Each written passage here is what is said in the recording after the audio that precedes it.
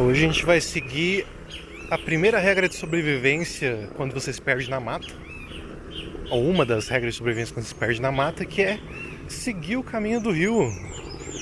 Eu vou até mostrar ele aqui. Hoje seguiremos o caminho do Rio Belém, aqui em Curitiba, no centro cívico, em direção ao centro, para conversar sobre ele, falar sobre o rio, falar da relação da cidade com os rios, que é uma coisa que nos últimos anos vem mudando um pouco essa relação, tanto de entender a importância dos rios, de como a gente lida com ele no ambiente urbano, né, o que eles significam pra gente e como que eles podem mudar toda a nossa percepção da cidade. Então o vídeo de hoje é sobre isso, eu andando aqui nesse... pode-se dizer que é um parque linear que margeia o Rio Belém aqui, onde ele é exposto no centro cívico, e vou até onde ele é canalizado novamente, de ali perto do centro, na Avenida Cândido de Abreu, que foi o cenário de um vídeo passado. Então fica aí, vamos lá.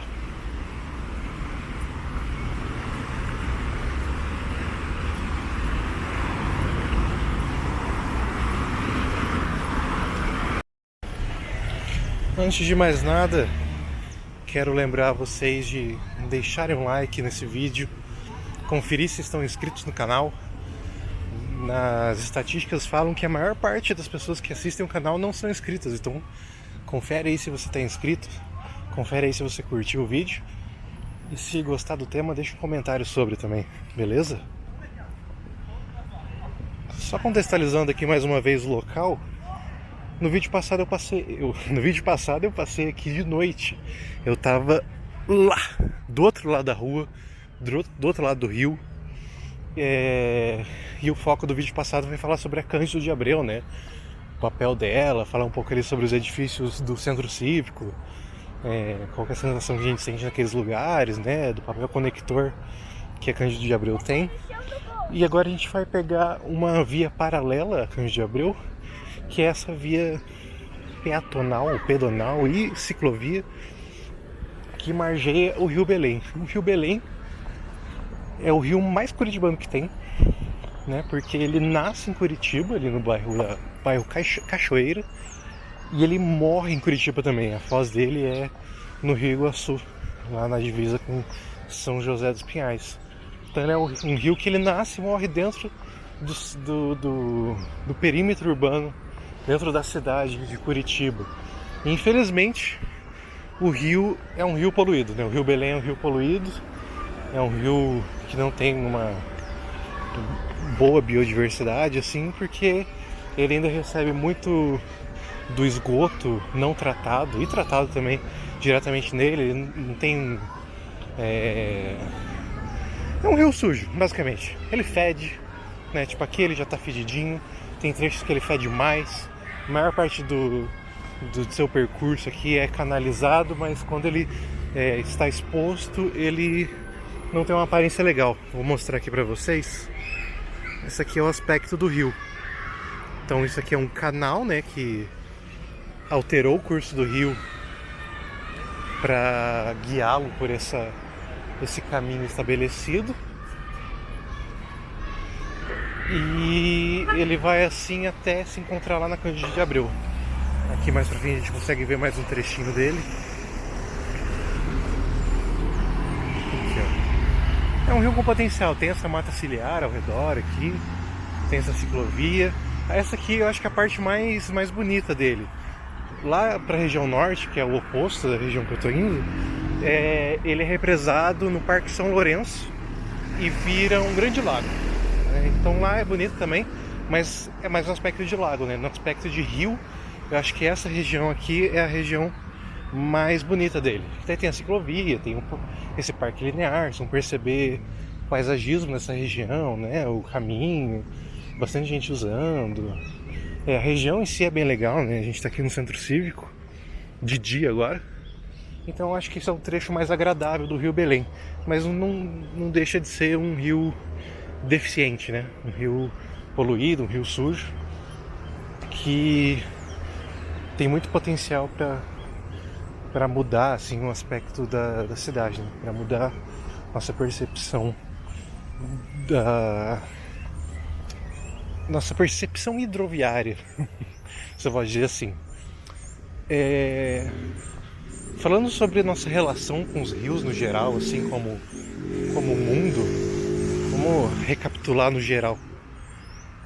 Opa, tá uma baixa a câmera, perdão. A gente começa nos relacionando com o rio como a fonte da vida, assim, né? Basicamente. As primeiras sociedades, assim, os primeiros hominídeos, animais que se reuniam, se aglomeravam, eles buscam o rio como uma fonte de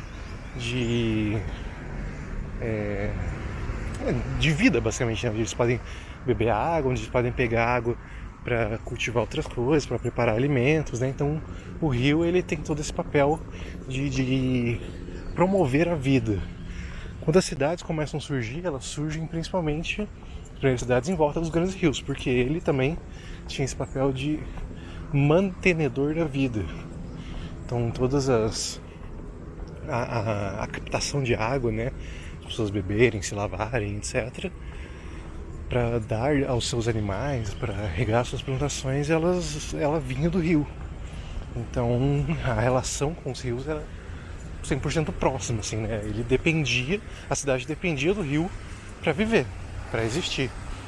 Mais para frente, esses saltos que eu tô dando é centenas de anos, né? O rio ele vira uma questão sanitária, né? Então, deixa eu até mostrar ele aqui. Ele vem de algumas galerias aqui. Depois de um tempo o rio ele tem um aspecto sanitário, então não é só para consumo, mas é também para você jogar os seus dejetos, né? Então, dejetos orgânicos, assim, leia-se xixi, cocô e outras coisas, eles são jogados no rio. Daí a partir disso o rio começa a ser um negócio que vai perdendo aquele aspecto primeiro dele de mantenedor na vida para tipo, é só mais uma infraestrutura, sabe? E além disso, como as cidades vão crescendo, vão ocupando todo o espaço que era do rio antes, quando chove muito, o rio acaba alagando e tal, então ele vai virando uma infraestrutura que precisa ser contida. E daí, pulando centenas de anos no futuro, novamente, a gente chega na nossa era moderna, em que o rio, na verdade, ele é um empecilho para o crescimento da cidade. A gente consegue coletar água de lugares mais longe, a gente consegue jogar nossos dejetos em rios mais longe, a gente consegue tratar os dejetos e jogar em outros lugares, e o rio ele começa a impedir o crescimento urbano. E como o preceito do modernismo, né, que é o conceito urbanístico no qual nasceu a maioria das nossas cidades, a maior parte das nossas cidades, ele diz que a gente tem que ocupar os espaços, decretar as funções deles, e o rio não era basicamente uma função, né? Ele não tinha essa função de transporte, uma função de infraestrutura, de mantenedor da vida, como ele tinha nas primeiras populações. Agora ele era quase que um empecilho, quer dizer, ele era literalmente um empecilho para o desenvolvimento urbano. Então a partir daí os rios começam a ser modificados, começam a ser canalizados para que em cima dos rios possam virar espaços úteis, né? Então várias avenidas que você conhece, tanto em Curitiba, São Paulo, Rio de Janeiro, acho que em todas as cidades brasileiras e do mundo, é provável que muitas delas tenham rios passando embaixo. Porque se for na natureza, cara, cada fundo de vale, cada lugar, cada baixada, assim, cada lugar por onde a água escoa, vira de certa forma um rio, vira de certa forma um corpo hídrico. E a cidade ocupa todo esse espaço. Então, de alguma forma, a cidade ela é toda dominada por rios e eles estão escondidos em algum lugar, né? Porque o relevo ainda está aí, por mais que a gente modifique o relevo, modifique a terra, o rio as águas ainda escoam, né? Porque ainda chove, elas têm que ir para algum lugar. Então no modernismo, ali nas cidades modernas, os rios precisaram ser contidos, precisaram ser canalizados, precisaram ser controlados. Então você percebe que esse canal reto, né, perpendicular, paralelo, com uma profundidade delimitada, com canos de escoamento, com vários elementos artificiais que foram feitos pelo homem. Cara, isso aqui não é o aspecto de um rio, né? Isso aqui é uma obra humana, e um rio na natureza não se comporta desse jeito. Ele não é reto assim, ele não tem um traçado linear, ele é orgânico, ele vai ocupando espaço. Então as cidades começaram a confinar os rios nesses pequenos espaços, nesses caminhos delimitados, para ele não ser mais um obstáculo no desenvolvimento. Só que o que acontece, cara? A natureza acaba sempre vencendo, né? Por mais que a gente ainda esteja a dominando, mas ela tem episódios onde ela mostra a sua força e a gente simplesmente perde, né? Então, cara, esse não é o caminho do rio, essa não é a forma natural dele se comportar. Então, quando chover muito, além do normal, o rio vai encher, além do que foi dimensionado. Não vai ter mata ao redor para segurar ele, porque já está tudo ocupado por prédios, por edifícios, por calçadas, por ruas, e ele vai simplesmente alagar. E daí foi esse o problema que começou a acontecer já nas cidades modernas e cidades contemporâneas, porque a gente não está mais dando conta das mudanças climáticas, as condições estão ficando mais extremas e a natureza ocupa o lugar dela de volta. Então, ok, eu canalizei o rio, eu dominei o rio, mas eu destruí tudo que mantinha o rio funcionando da maneira que ele funcionava, sabe? Eu destruí a mata ciliar. Tipo, olha aqui onde a gente tá. Tem que 5, 10 metros no máximo de mata ciliar. Pensa numa chuva forte, o rio sobe, não tem área permeável para escoar, para drenar essa água toda. Então ele invade, sabe? Invade calçada, invade as casas. E esse é o problema que todo mundo já conhece, né? De deslizamento, de enchente, de alagamento, que aconteceu bastante aí nos últimos meses em Santa Catarina, que é um estado com muitos rios. Ali tem uma baixada, né, onde aconteceu os alagamentos. O Rio Iguaçu passa por ali, vários outros afluentes e efluentes dele. E a cidade está ocupando. Então, quando o rio enche, o que antes era o domínio dele, agora está ocupado pelo homem e ele vai tomar de volta de certa forma, né? Então o rio ele começa a ser um problema, daí vem a poluição e tá fedendo, e tá alagando, e tá entrando rio de cocô dentro da minha casa, sabe? E daí como que a gente lida com isso? E daí esse é o ponto de pensamento do vídeo de hoje. O novo urbanismo, as novas correntes de pensamento do urbanismo, nos últimos anos aí, desde o começo do século, na verdade, tenta pensar a cidade de uma forma mais harmônica, sabe? Tirando aqueles conceitos de solidificação de uso, sabe?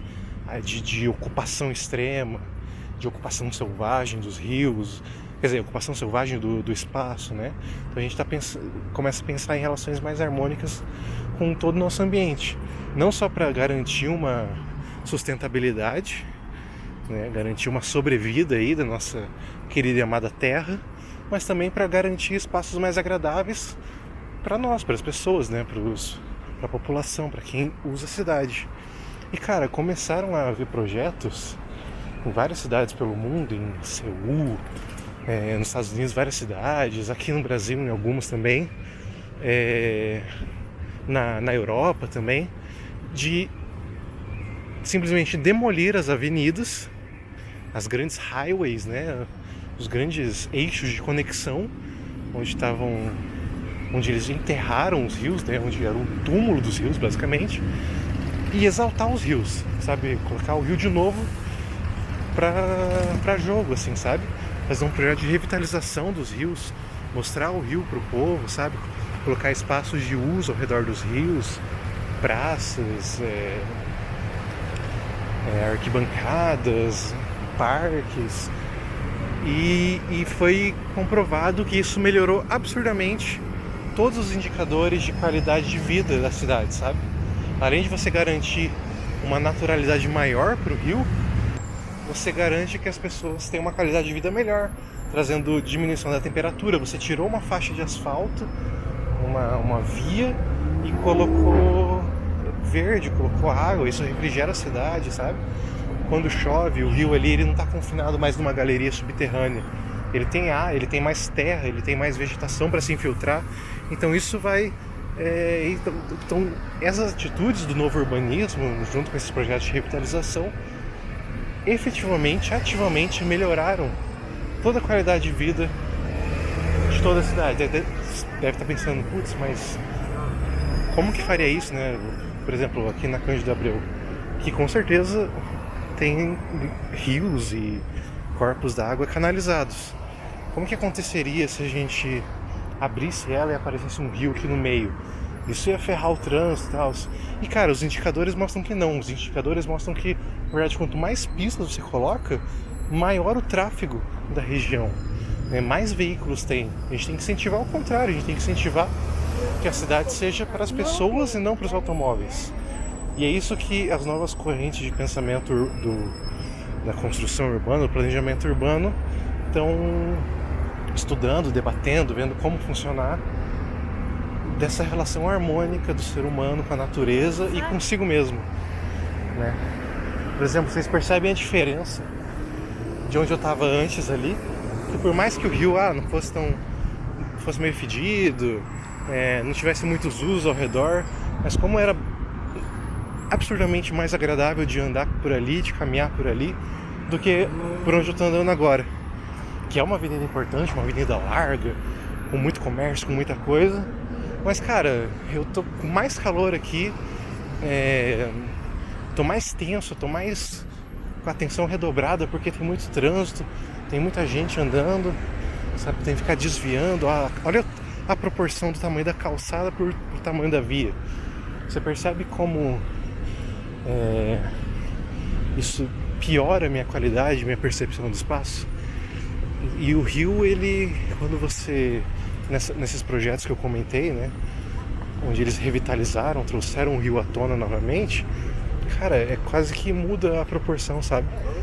90% do espaço é para o pedestre, para a natureza, para as experiências urbanas, e 10% fica ali para o transporte, que é necessário, né, para o movimento urbano, para você se deslocar, para os ônibus, trens, enfim. Então essa é as relações que a gente precisa pensar, sabe? Esse é o conceito de cidade que funciona, que deixa tudo mais agradável. E basicamente isso que eu queria trazer no vídeo de hoje. Essa reflexão, esse pensamento sobre nossos rios. E espero que você tenha gostado. E comente aí, cara, na sua cidade tem algum rio importante assim? Ele é canalizado, ele está exposto? Tem algum uso ao redor desse rio? Tipo, a gente consegue ficar ao redor dele? Ele é limpo, ele é sujo? Como que é? Se for de São Paulo, é só uma pena, né, que eu tenho. Que não é um rio, é literalmente um esgoto. Mas imagina, cara, se os rios de São Paulo fossem todos limpos ali, com áreas permeáveis ao redor, cara, seria outra cidade, né? Mas é isso, minha gente. Mais uma vez, espero que tenham gostado. Não esqueçam de curtir o vídeo, deixar um comentário. E a gente se vê no próximo vídeo. Fiquem bem, cuidem da natureza e até mais.